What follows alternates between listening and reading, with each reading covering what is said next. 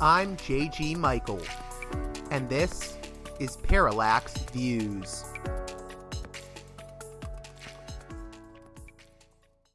Hey there, Parallax Views listeners. On this edition of the program, we'll be hearing from Mischa Geracoulis of Project Censored. If you're a longtime listener, you know Project Censored. You know that they're a media watchdog group held in rather high regard. They teach critical media literacy, and this is their 50th anniversary. So we're going to be celebrating Project Censored on this edition of the show with Mischa Geracoulis. But before we get to that, I'd like to remind you that this show is almost entirely listener-funded with the exception of my one sponsor, the mighty Mike Swanson of Wall Street Window. So if you can, please consider supporting me on Patreon at patreon.com/parallaxviews. One more time, that's patreon.com/parallaxviews. And if you can, head on over to wallstreetwindow.com and sign up for the Wall Street Window newsletter.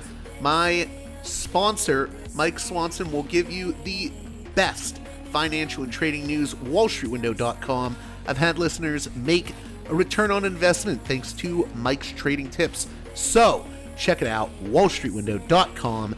And with that being said, let's get right to it with Mischa Geracoulis on the 50th anniversary of Project Censored.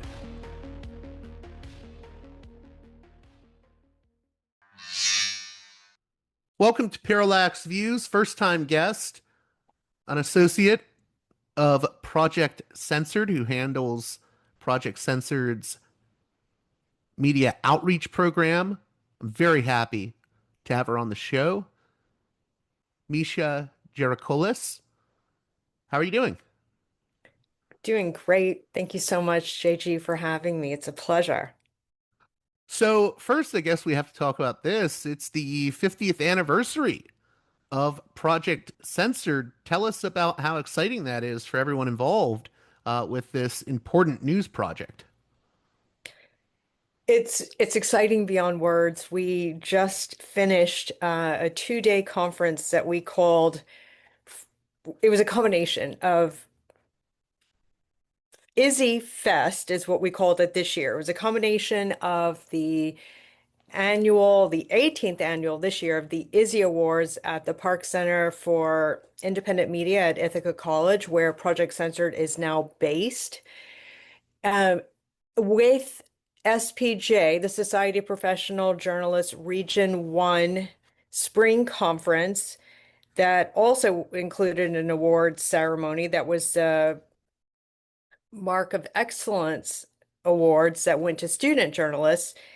And with that was a celebration of the 50th anniversary of Project Censored. We have a few more events this year around the 50th, and it's really just rather mind-blowing that something that started as a college seminar has spun out to become this national and international nonprofit where we have the opportunity to advocate for press freedom, for the freedom of free expression, the right to information, the right to know, and to teach one of the cornerstone lessons, I would say, of Project Censored, which is critical media literacy. And we now get to produce not just content and educational material, but books as well. We have a publishing imprint called The Censored Press, and we do, as I just mentioned, we do conferences and events, public events. So we get to work with not only students, but the public. You guys have And a podcast too, right? sorry, and the podcast. I know, how could I forget that? Yeah. Eleanor Goldfield, I think, hosts it, right? Yes, and she co-hosts with Mickey Huff, our executive director. I didn't mean to interrupt you there. I just wanted to. No, not at all, because you're spot on. So if we can we talk about where we are at with regards to the media ecosystem in 2026. What do you see as the issues that Project Censored is most focused on when it comes to our media ecosystem? We have a lot of issues with corporate media, but we also have a very vital and important independent media. You're absolutely right. And it's really interesting that we're speaking on May 4th, the day after World Press Freedom Day, which was yesterday, May 3rd. And Reporters Without Borders released their annual World Press Freedom Index, which is a ranking of 180 countries in terms of how free and uncensored media are in a particular nation. And that index reveals that the world at large is at a 25-year low in terms of press freedom. In the United States, we've dropped another 7 spots to now be ranked at 64 in the world's categorization for press freedom. So, thinking about it through the lens of the way they break down the challenges to press freedom, they look at the legal context, the political context, economic, socio-cultural, and safety for journalists. And of those, I mean, we're dealing with all of those in the United States on multiple levels, but I would say that one of the biggest increases since Trump 2.0 is the legal context. Because, it started out in Trump 1, with him deeming the press the enemy of the people. That has so amplified to the stage where we're seeing journalists and publications criminalized, and we're seeing limitations to what journalists can say, limitations to their access, limitations even on student journalists, even college newspapers, and actually even high school newspapers are facing censorship or have faced censorship in the past 2 years in particular. Now, in terms of the independent media, how important is independent media in this current moment? Independent media is invaluable because it empowers ethical journalism. Independent media is not held to the same corporate or political dictates as legacy media, for example. Independent media is better positioned to challenge power, propaganda, disinformation. It's the independent media are better positioned to fill critical knowledge gaps and reporting gaps, reporting gaps that lead to knowledge gaps and information gaps. Independent media are more able to center human dignity, human rights, humanitarianism, and truth, first and foremost. And a press that is not under the same pressure to potentially capitulate to the demands of the current administration is also in a better position to protect democracy, to maintain historical accuracy and the historical record than these corporate commercial publications that are not as free.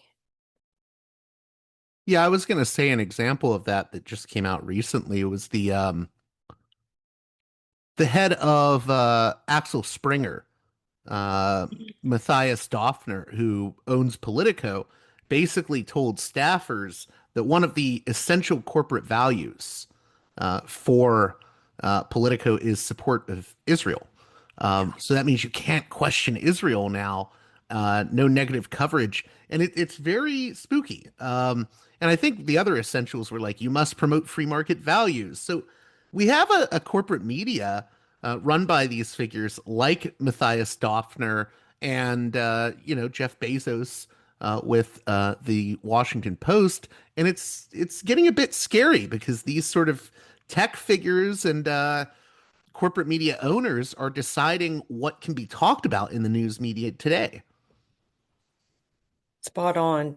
I was recently rereading parts of a book from 2000. I'm pretty sure it was from 2000, called "It's the Media Stupid," and it riffs off of, I think it was when Bill Clinton was campaigning for his presidency in 1992.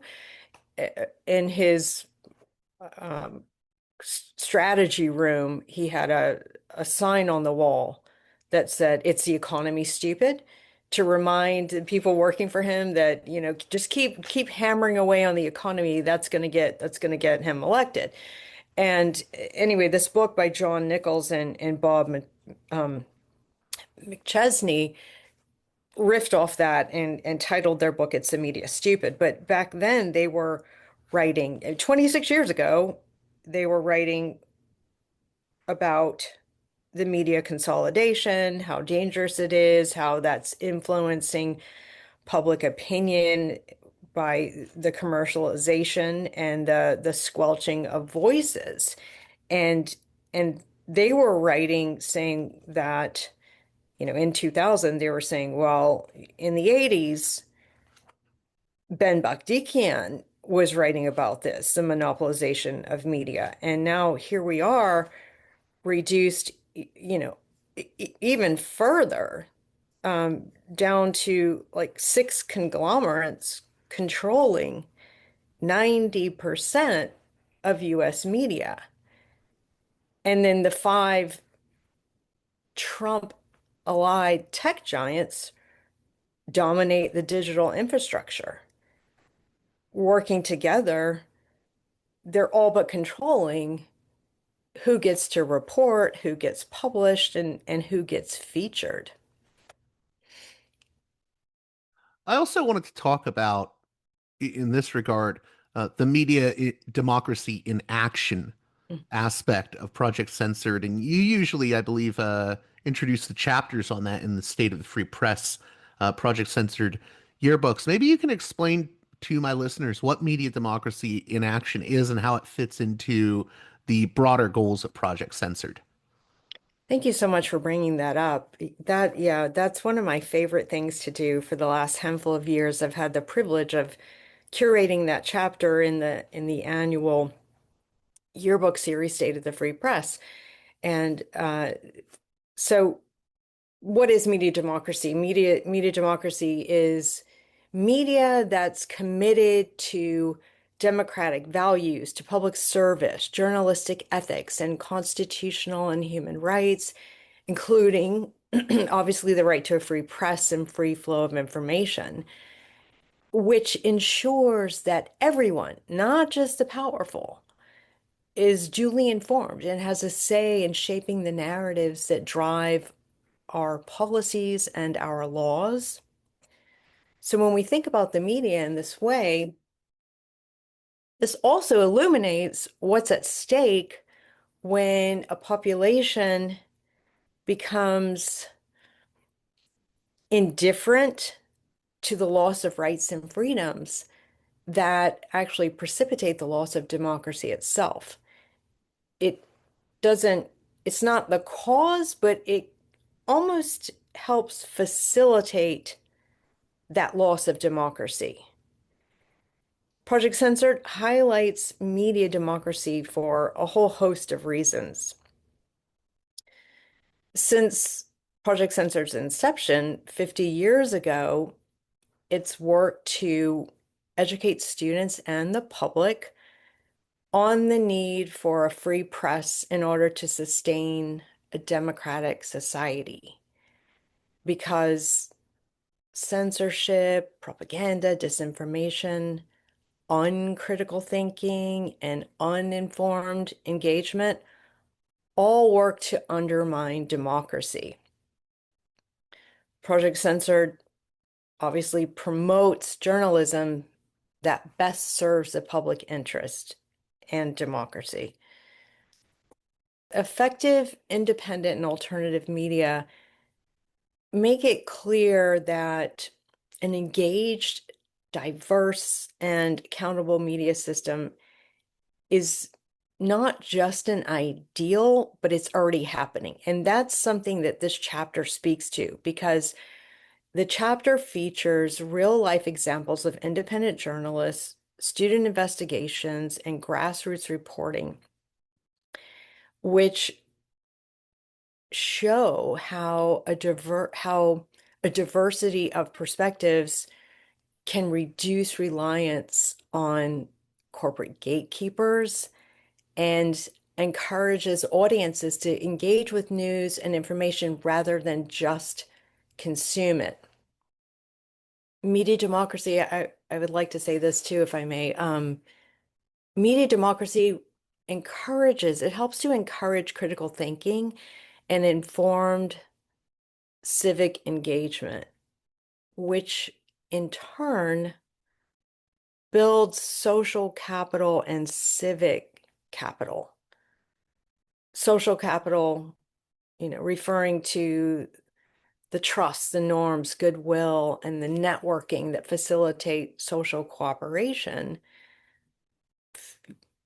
feeds into, and vice versa, civic capital. That is the more individually acquired civic knowledge, the values and the skills that can be used to mobilize towards democratic engagement and public life. And the media is part and parcel to all of that because media democracy, this plurality of news sources, checks power. It challenges those official stenographic storylines and really helps to turn that one-way top-down communication into dialogue. Maybe you can give some concrete examples. Okay, so some of the contributions this year include an essay by Jody Rafe Spotted Bear of Indigenous Media Freedom Alliance, and one that's similar to what she wrote about is an article by Lara Witt and Maya Shenwar of the Movement Media Alliance. Each piece, one speaking to the indigenous media, other more just national media in the United States. Not national meanings from the state, but just other media across the United States, Right. independent media across the United States.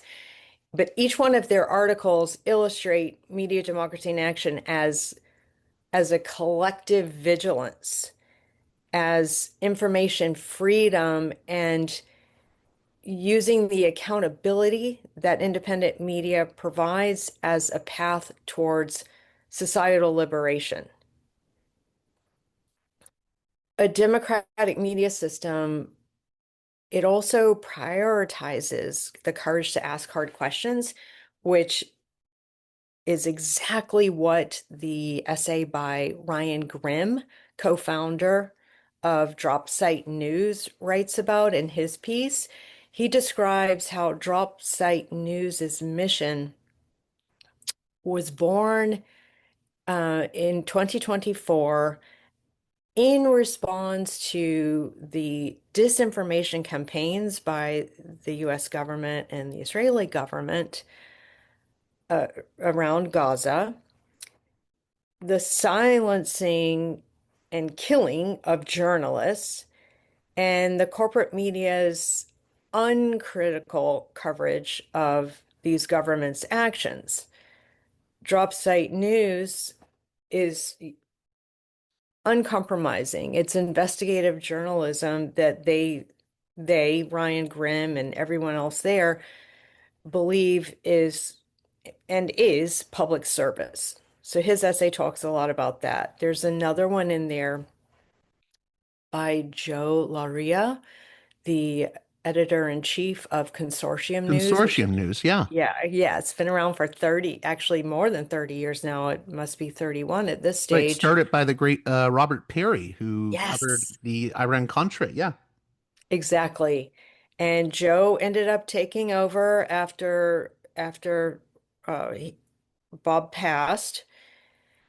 So they're well known for their hard-hitting journalism that holds power to account. They've exposed huge government scandals such as Iran-Contra, CIA scandals, of course the fake weapons of mass destruction story spun to justify the Iraq invasion.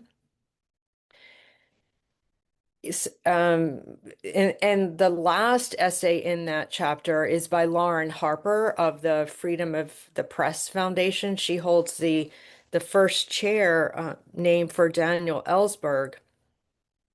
And her piece details how excessive government classification, how government surveillance of its citizens, and data mining all really damage a democratic society. And that the more the government hides from its citizens, the more urgent is the need to confront secrecy as a systemic imbalance. It's the opposite of democracy. So each one of those articles has details and examples of that kind of work. No, I'm curious in terms of your work at Project Censored, doing outreach and engagement. You know, you said that Project Censored started out, in the classroom essentially. Mhm. How do you bring it out to the broader public? The sort of mission of Project Censored. I hope that question makes sense. No, it absolutely does. And there are a handful of ways. One way you mentioned is the radio and the podcast. So the radio show has been around since, gosh, I think it's 2015, and it's broadcast from the Pacifica Network, and now is on podcast. So we reach the public in that way.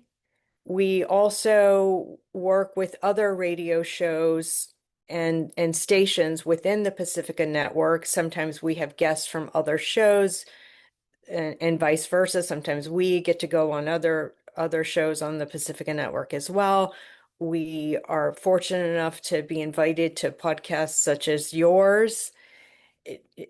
All efforts to reach the public.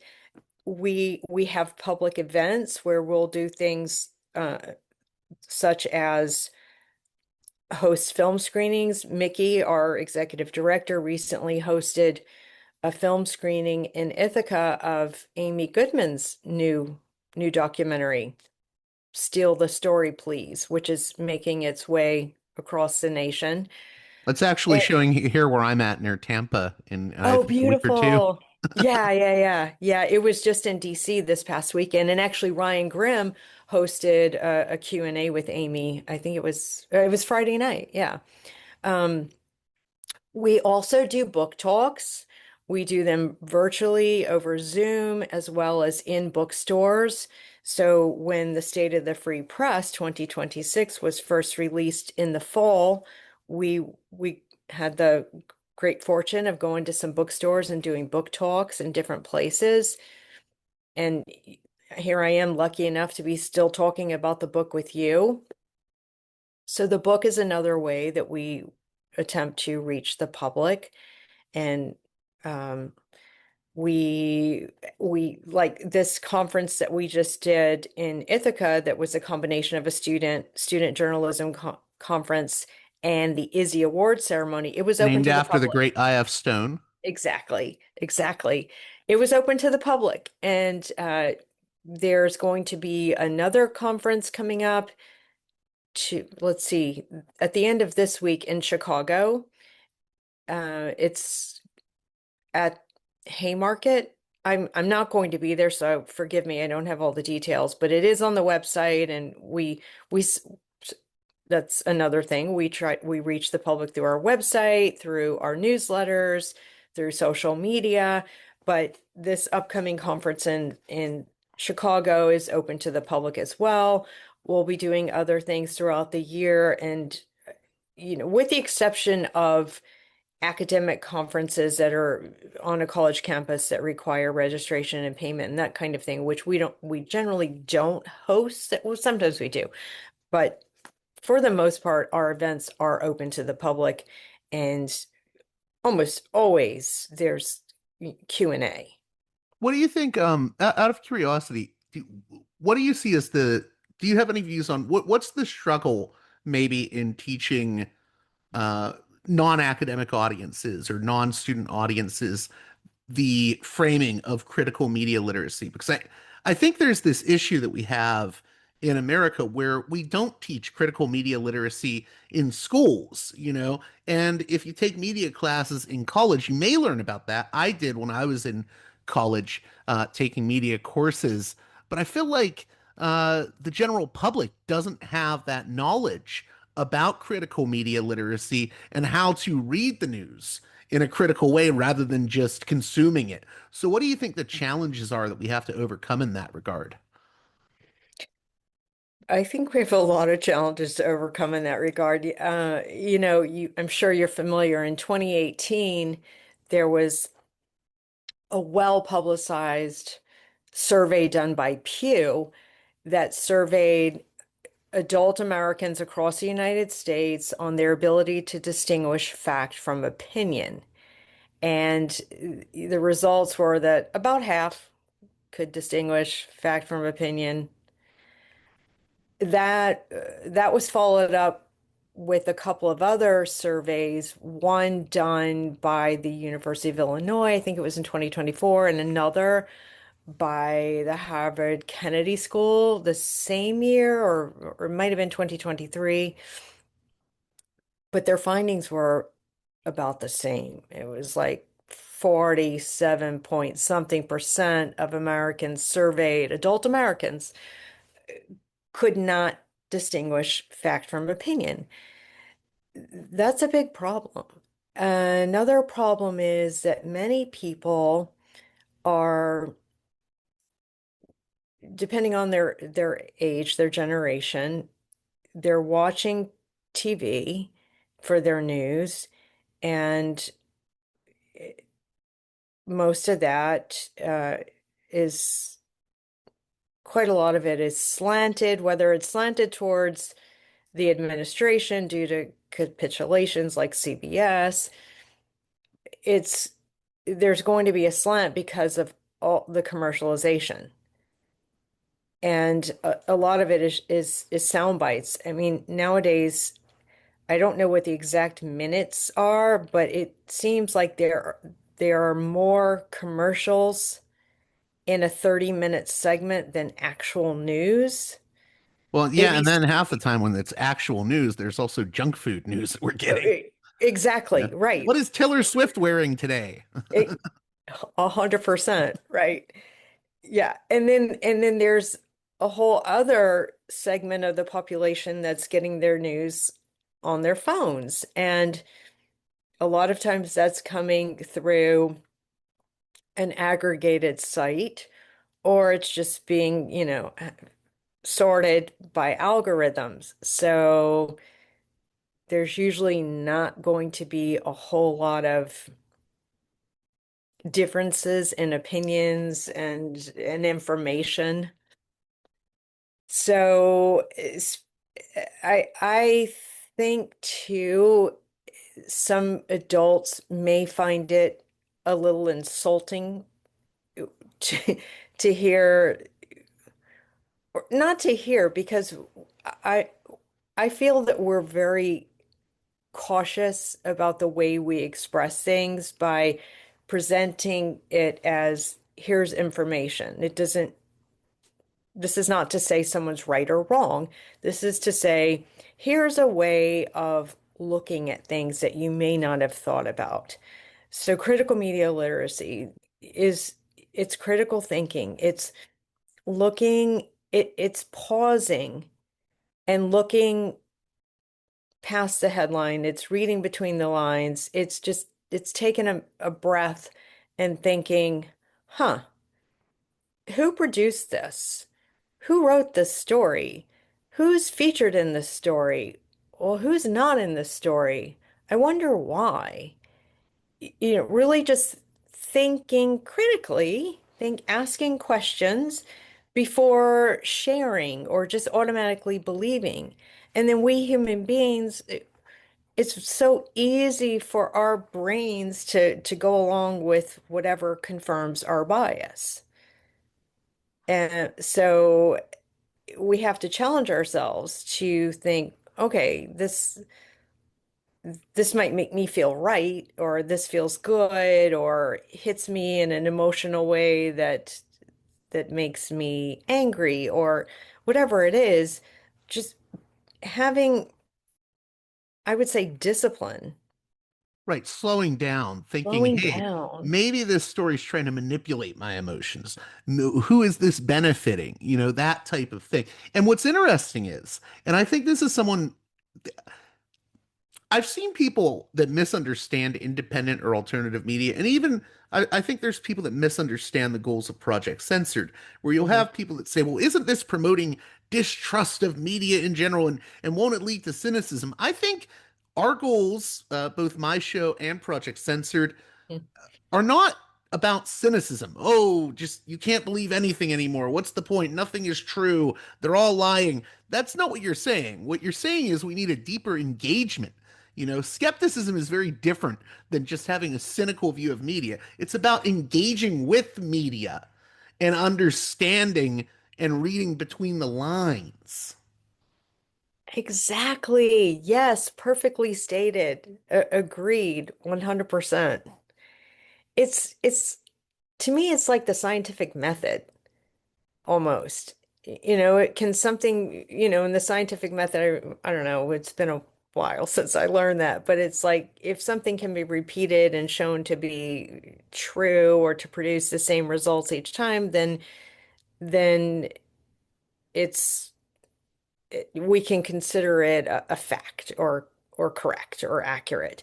But if something is not producing the same results each time, then if we apply that to news, it's like, huh, well, maybe that's an opinion, or something is shifting here. And also, I think we have to allow for evolution of information to come to light. What, sometimes people might, maybe there's a report, an initial report on some breaking news, and then it changes. Well, it's going to change as more information comes to light. It doesn't necessarily mean that the first report was a lie. It just means we have to continue to pay attention. What do you think? Do you think there's like any one habit people could adopt that would meaningfully improve how they consume news or how they engage with? I hate that word consume I because know. it's how people engage with media. Like, what are the habits that you think people should get into? I think a great habit is to read or watch or listen to different journalists rather than outlets per se. Or, I mean, different outlets too, but also different journalists, especially those who are doing investigative work, rather than letting an algorithm just feed me my news. Actually go out and look at the work that different people are doing. Of course, the old practice of lateral reading, where we read multiple things across the spectrum of news, is a good practice. And I think just having that learner's mindset or growth mindset is just so key. Being interested and curious about the world, and not just getting locked into one frame of mind or one news channel, or you know what I'm saying.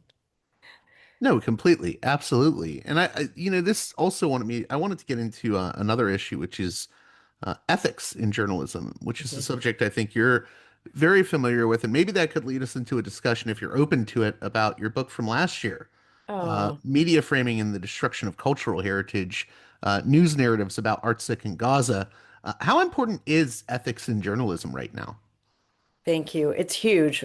You know, jumping back to what you were mentioning about trust and distrust in the news, distrust in the news is very high, and that's that's happening for a multitude of reasons. One is that we have an administration that has planted that seed that journalists are the enemy of the people, therefore not to be trusted. And as you were also mentioning, this growing cynicism, oh, well, there's nobody's telling the truth. Well, actually, the Society of Professional Journalists Code of Ethics speaks directly to that. And I mentioned the Society of Professional Journalists Code of Ethics in particular because that's an organization that's 117 years old. The Code of Ethics has been around for a very long time. And even though there are other great, very substantial codes of ethics from other organizations, this one is actually the most well known and the most widely used around the world. So the purpose is to serve journalists and the public's best interest by adhering to, as SPJ puts it, four core principles. The first is to seek truth and report it. The second is to provide sufficient context to avoid distortion or misunderstanding of a story. The third is to avoid oversimplification in storytelling. And the fourth is to balance the public's right to know against any potential harm or privacy invasion of the the people in the story. And ethical journalism, it actually it supports the integrity of information. It supports accountability and I would say democracy. And interesting that we're talking about ethics right now because last week was Ethics Week. April 27th through May 1st, it was Ethics Week. So it's yeah, I feel that not I feel I proven it's proven that when journalists and publications abide by those ethics, they're the stories, the information is more factual. It's, it stands up, it's accountable, it stands up against scrutiny. I mentioned that book you wrote, and I believe it came out last year, Media Framing and the Destruction of Cultural Heritage, which dealt with coverage of Artsakh and Gaza. Maybe you could just give my listeners an idea of what you did with that book and how it ties into Project Censored and what Project Censored does. Thank you so much for asking and for bringing up the book. That was a labor of love. And I got very excited when I learned about it because I mean, Gaza I've talked about a lot, but I think a lot of people don't talk about Artsakh enough. So. I agree, and I appreciate you saying that. So I have to tell you how it came about because it's so niche. It's like, how in God's name did this, how did I didn't just dream it up on my own. So Robin Anderson, who I believe I think she was just on. She and another editor from Fordham University some years ago created a focus book series with Routledge, the academic press. And that focus book series is called Media and Humanitarian Action. And a focus book, it's more like a primer, kind of a short book written with undergraduate students in mind, but of course anybody can read it.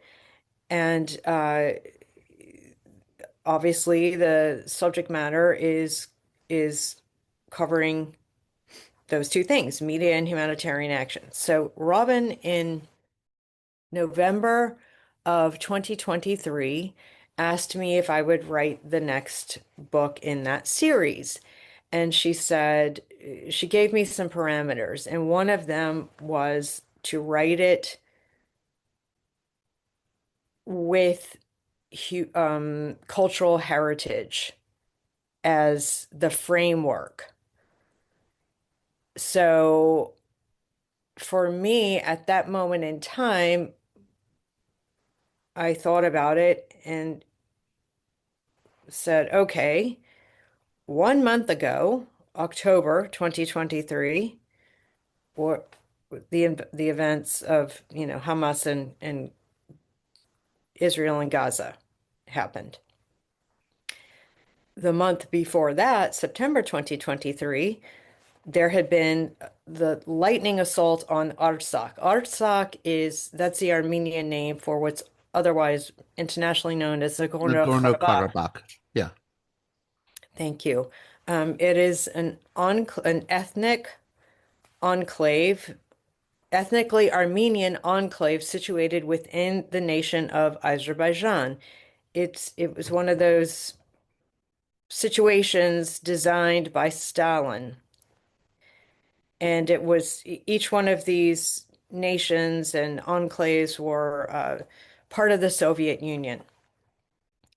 After the fall of the Soviet Union, the enclave became an autonomous region. So, ethnically Armenian, little pocket, small area of land with landlocked within the nation of Azerbaijan and separated from the neighboring country of Armenia. There was one road that goes from Artsakh into Armenia. So for the entire year prior to September 2023, that enclave had been blockaded by Azerbaijan. No food was getting in and out, no medicine, the Red Cross was not allowed to go in, the people were entirely cut off. And then came the final lightning assault by the Azerbaijani military. The Armenian people of Artsakh were given about 24 hours to pack up and leave if they had the means. And so any and everybody who had a vehicle filled up the petrol that they could, and they opened the corridor. The Azerbaijani military opened the corridor that had been blockaded and allowed the people for 24 hours to drive out over to Armenia if they could. So approximately 100,000 people left, and what was left of the Armenian indigenous population, the cultural heritage, has been destroyed or manipulated in such a way as to look as though it belonged to an Albanian group that Azerbaijan sort of, I should say, Azerbaijani regime has manufactured that really is historically inaccurate. But anyway, the authorship of the Armenian cultural heritage has been either changed or distorted in some way to look as though it belongs to this quasi-Albanian group or to the Azeri tribes. So these two things had just happened when Robin asked me to do the book. So that is why I've looked at Gaza and Artsakh and the media coverage of the cultural heritage destruction. I mean, it was unavoidable, but I did my best not to look at the coverage of the war in each place per se, but the media coverage of the heritage destruction, because Robin was very clear that this was going to be about cultural heritage and what that means when cultural heritage is destroyed. It's a way of destroying evidence of a group of people. So do you mean things like libraries, schools, or Museums, yeah. All the above, monuments, cemeteries, any kind of religious house of worship, church, mosque. Yeah, we've seen that with Gaza with even Christian churches attacked. Yeah. Yeah. And I was curious how that ties into media framing. So it ties directly into media framing because when I started examining, I did a deep dive into the media coverage between September. I started with September 2023 and I ended in December 2024. So looking at media coverage, all types of media coverage of both in both places of the heritage destruction. And invariably, any media that was reporting in an unstenographic way that was not just parroting state official narratives, such as, oh, um, denying that there had been any targeted destruction, painting the picture as though this was just collateral damage, it was totally unavoidable. Both Azerbaijan and Israel have created a narrative that works for them, which is they have an enemy within that they need to destroy. For Azerbaijan, it's the Armenians. For Israel, it's the Palestinians. These are the enemies within our state. They've created an unsafe place for the rest of the citizens, for the Israeli citizens, for the Azerbaijani citizens. And so that justifies their attack on these second-class citizens.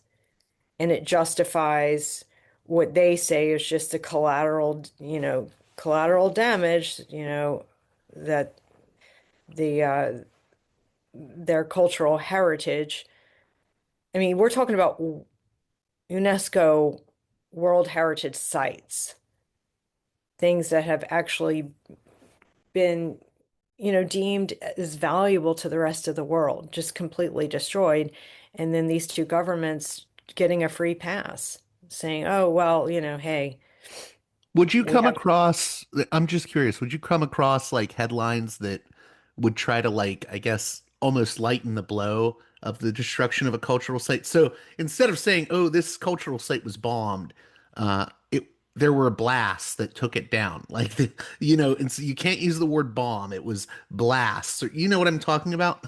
yes, yes, it was mostly that, with rare exception. I mean, the only reports that I could find that were truthful, that were just, telling it like it was, were niche publications, independent journalists, people who were on the ground, who were risking their lives to report, that were reporting accurately. Otherwise, it was just, just stenographic.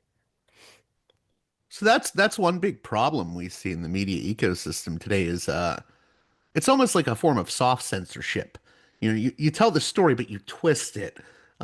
And even, what's weird is I think we need like an even broader definition of the word censorship now because the central issue at times isn't even just explicit suppression of stories.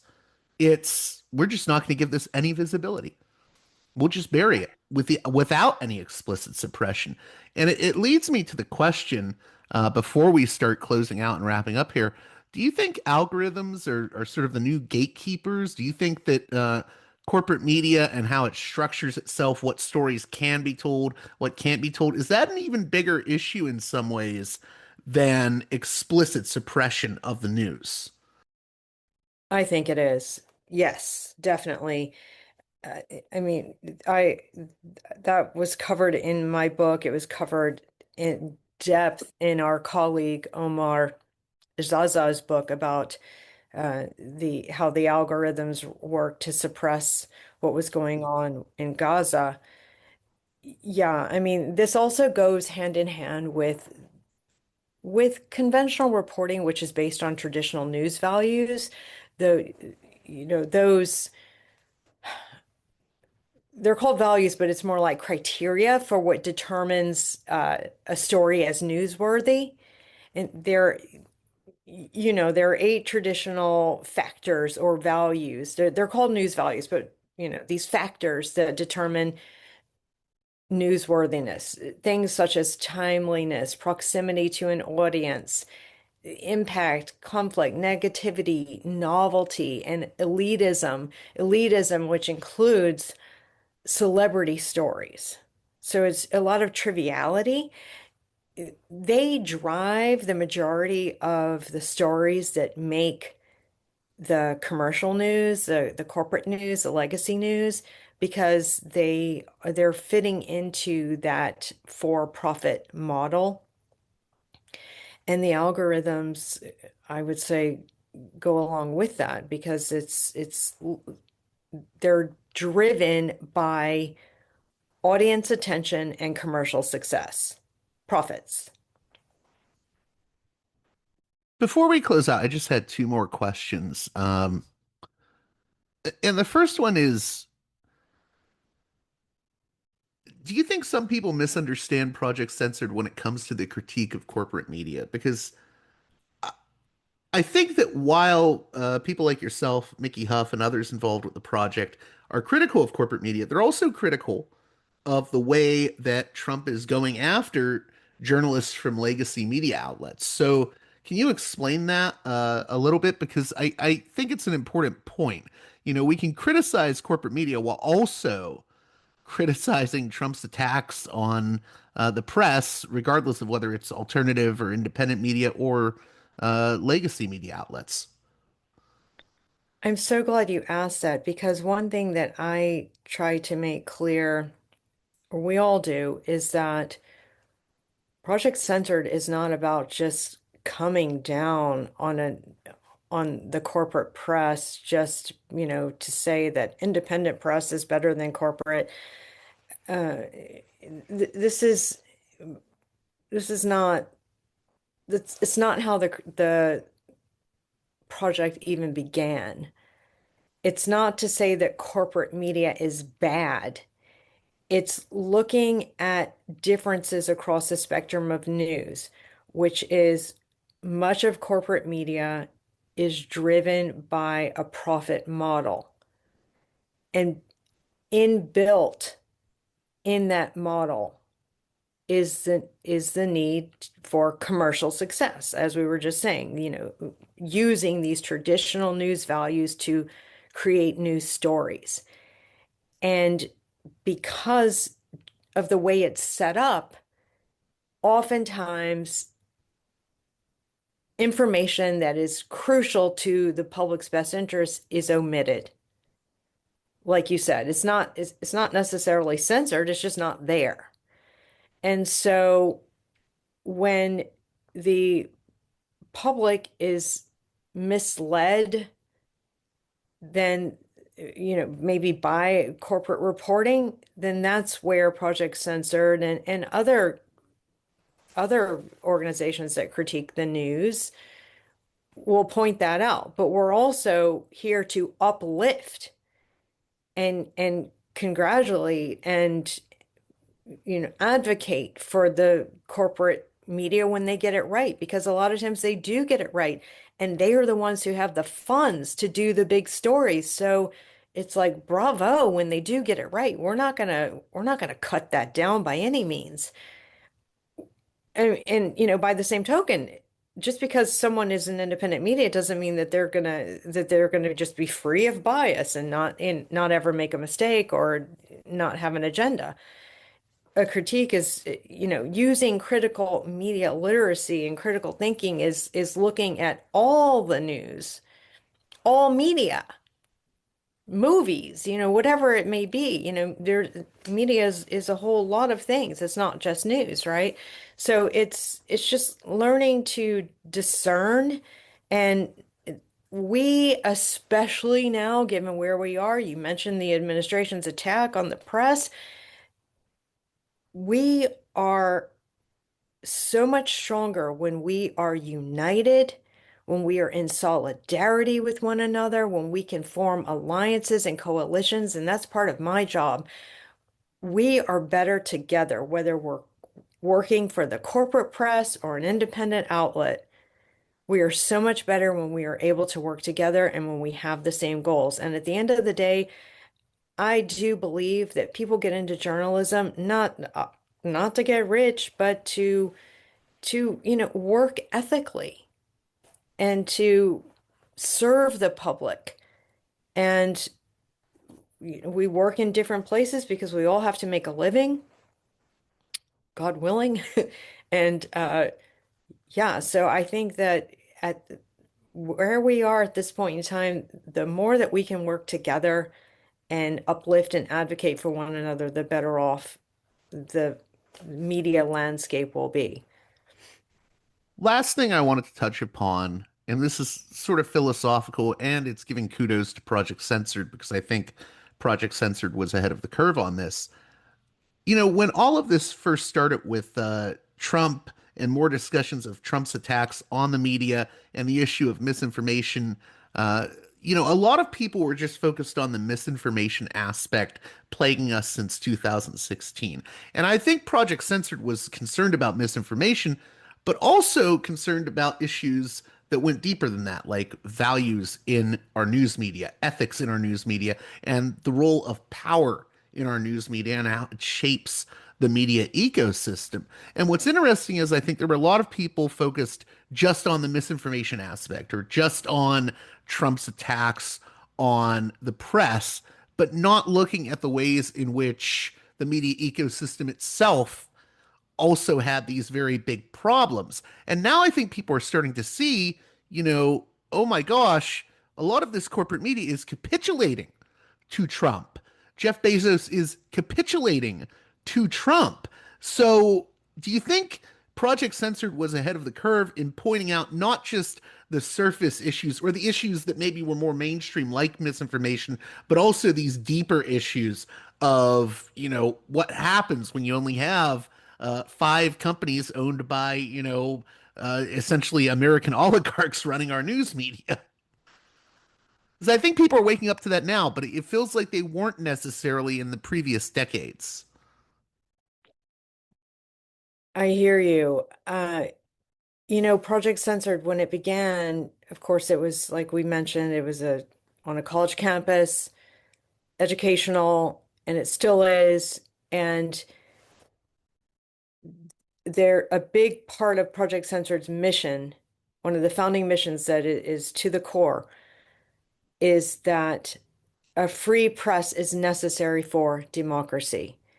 And so Project Censored from the very beginning has been intent on upholding the First Amendment, Article 19 of the United Nations Declaration of Human Rights.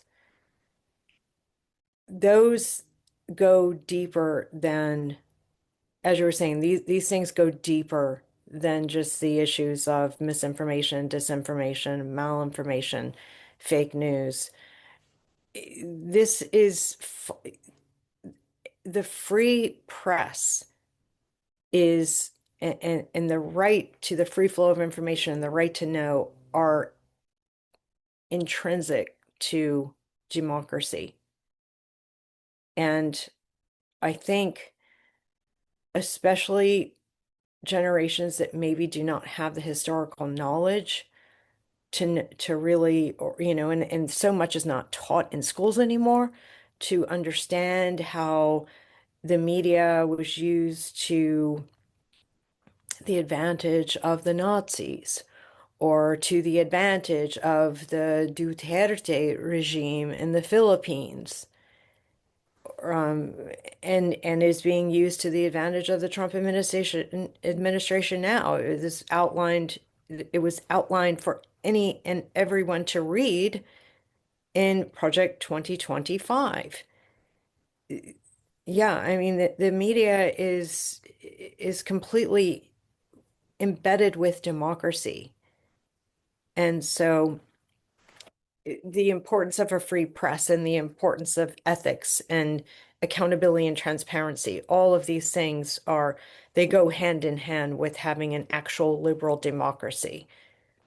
Fake news is a huge part of it, of course, but Yeah, I that's, don't think we're saying otherwise. Yeah. yeah, Right. yeah, yeah, but it's an aspect. You're right. What do you hope my listeners get out of this conversation we've been having, and how can my listeners keep up with the work at Project Censored? Thanks very much. Projectcensored.org is the web address. The radio show is available on podcast anywhere people tune into podcasts such as yours. Uh, I welcome I welcome people to check out our work and to be in touch with us.